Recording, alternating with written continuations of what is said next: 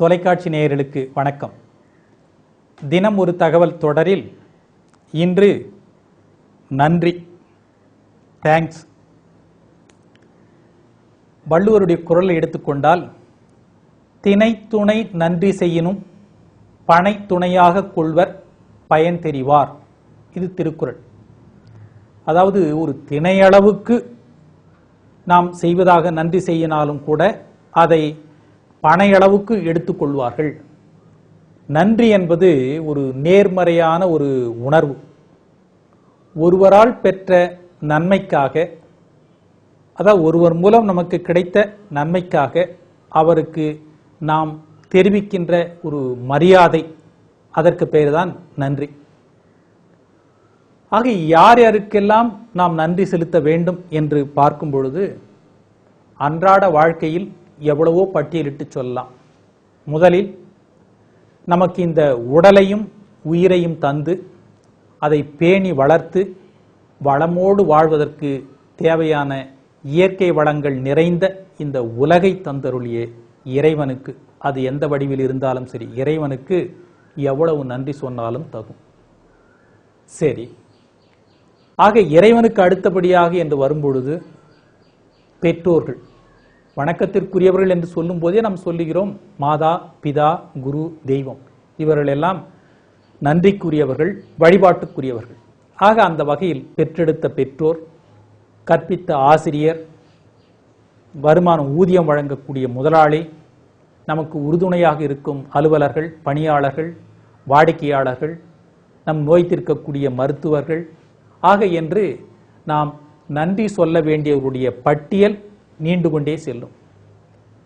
தினமும் நாம் உபயோகிக்கக்கூடிய ஒவ்வொரு பொருளிலும் கண்ணுக்கு தெரியாத பலருடைய உழைப்பு மறைந்திருக்கிறது. ஆக மானசீகமாக அவர்களுக்கெல்லாம் நாம் நன்றி சொல்ல வேண்டும். நம்முடைய நன்றிக்கு உரியவர்கள் அவர்கள். உலகின் பெரும்பாலான மதங்கள் மகிழ்ச்சியான வாழ்க்கைக்கு அடிப்படை தேவை நன்றி உணர்வு என்றுதான் போதிக்கின்றன. அது எந்த மதமாக இருந்தாலும் சரி. நாம் உண்ணும் உணவை தாவரங்கள் உற்பத்தி செய்ய உறுதுணையாக இருக்கக்கூடிய சூரிய பகவானுக்கும், விளை நிலங்களுக்கும், உழவுக்கு பயன்படும் மாடுகளுக்கும் எருதுகளுக்கும் நன்றி சொல்லும் நாளாக கொண்டாடப்படுகிறது பொங்கல் திருநாள். அக்ரிணை பொருளாக இருக்கக்கூடிய பொங்கல் பானைக்கும் கூட வழிபாடு செய்து நன்றி செலுத்துவது என்பது நம்முடைய மரபாக இருக்கிறது. மேலை நாடுகள் மற்றும் கிழக்காசிய நாடுகளில் விளைச்சலுக்கு நன்றி தெரிவிக்கும் வகையில் தேங்க்ஸ் கிவிங் டே என்ற பெயரிலேயே அறுவடை திருநாள் என்பது கொண்டாடப்படுகிறது. ஆக இந்த நன்றியை எப்படி சொல்வார்கள் என்று சொன்னால், நன்றி கடன் என்று சொல்லுவார்கள். ஏன் கடன் என்று சொல்லுகிறார்கள் என்று சொன்னால், கடன் என்ற சொல்லுக்கு திருப்பி தர வேண்டிய பணம் என்பது மட்டுமல்ல, கடமை என்றும் ஒரு பொருள் உண்டு. உணவு, உடை, அந்தஸ்து, நல்வாழ்வு இவற்றையெல்லாம் கொடுத்தவர்களுக்கு தங்கள் உயிரையும் கொடுத்து நன்றி கடன் செலுத்துவோர் இருக்கிறார்கள். ஆக மகாபாரத கதையில், மகாபாரதத்தில் கர்ணனுடைய செஞ்சோற்று கடன் என்பது நன்றியினுடைய வெளிப்பாடு.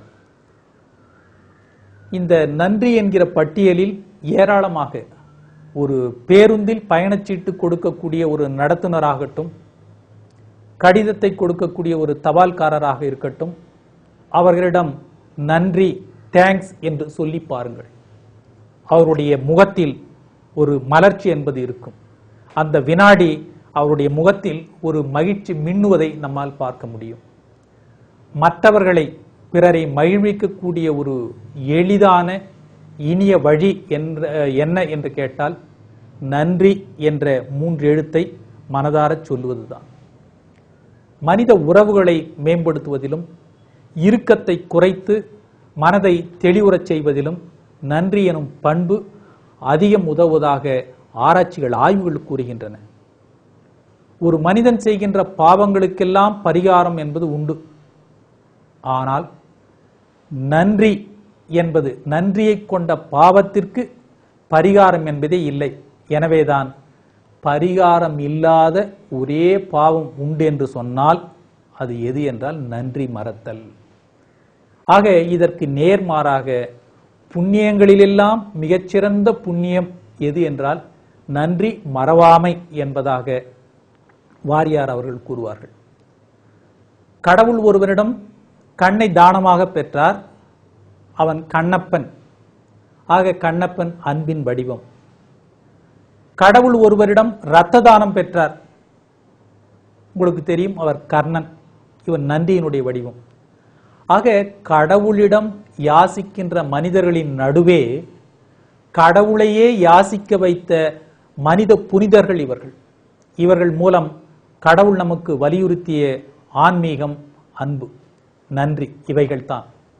ஆக அன்றாட வாழ்க்கையில் நம்முடைய வாழ்க்கையை ஒரு நல்ல நிலையில் வைத்துக் கொள்ள வேண்டும் என்று சொன்னால் நன்றி என்பதை நாம் பயன்படுத்த வேண்டும்.